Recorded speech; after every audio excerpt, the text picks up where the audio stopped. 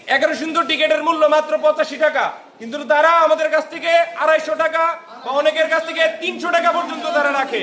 ভৈরবের কেউ কাউন্টারে এসে টিকিট পায় না, কিন্তু ব্ল্যাকারদের আনাগোনা সব থেকে বেশি। ভৈরব বাজারে দুইটা দোকান, একটা হলো টেলিকমের আর একটা হলো ফটোকপি, তারা ওপেন বাণিজ্য করতেছে। কিশোরগঞ্জের ভৈরবে রেলওয়ে জংশন স্টেশনে দীর্ঘদিনের টিকিট কালোবাজারি সিন্ডিকেট ভাঙতে ও চিরতরের টিকিট বিক্রির দুর্নীতি বন্ধ করতে প্রতিবাদ সমাবেশ করেছে বৈষম্য বিরোধী ছাত্র আন্দোলনের শিক্ষার্থীরা।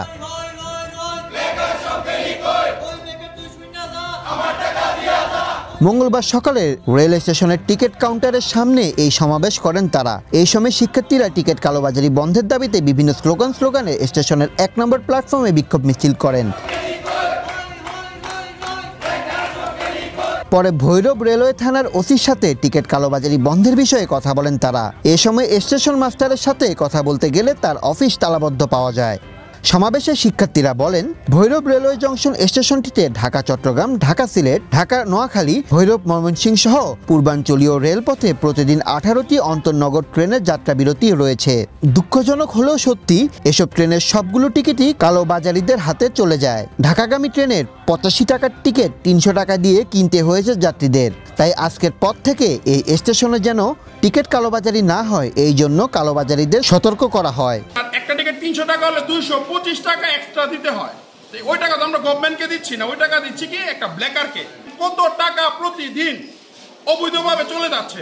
ফেসি সরকারের গোলাম যারা নেতা বলে, যারা কর্মী ছিল, ওরা এত বছর করে আসছে। নট অনলি শুধু ফেসি সরকার, আরো যে সরকার ছিল সবাই প্রক্রিয়াধীন হতে হতে আজকে এই জায়গায় এসে পৌঁছাইছে।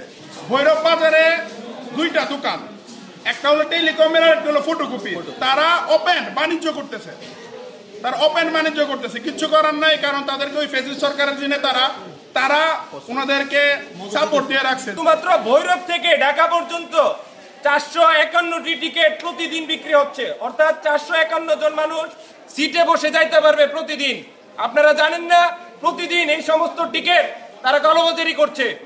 এইটার সাথে আমরা যেটা জানি, কাউন্টার জড়িত, মাস্টার সাহেব জড়িত, এবং স্টেশনের আশেপাশে যে দোকানদার যারা রয়েছে তারাও অনেকে এই ব্ল্যাকারের সাথে জড়িত। আমরা জানি 11 সুন্দর টিকেটের মূল্য মাত্র 85 টাকা, কিন্তু তারা আমাদের কাছ থেকে 250 টাকা বা অনেকের কাছ থেকে 300 টাকা পর্যন্ত তারা রাখে। তারপর মহানগরের যে টিকিট, ওইটা 350-400 টাকা পর্যন্ত রাখে। একজন ব্ল্যাকারের বাড়িতে 5 তলা করে বিল্ডিং। আমরা যেটা জানি, স্থানীয় কয়েকজন প্রশাসন, রেলওয়ে কয়েকজন কর্মকর্তা, রেলওয়ের পুলিশ, তারপর হচ্ছে স্টেশন মাস্টার, টিকিট কাউন্টারের লোকজন এবং স্থানীয় কয়েকজন দোকানদার এবং নেতা, তারা মিলে এই কালো চক্র তারা গড়ে উঠেছে। ভৈরবের কেউ কাউন্টারে এসে টিকিট পায় না, কিন্তু ব্ল্যাকারদের আনাগোনা সব থেকে বেশি।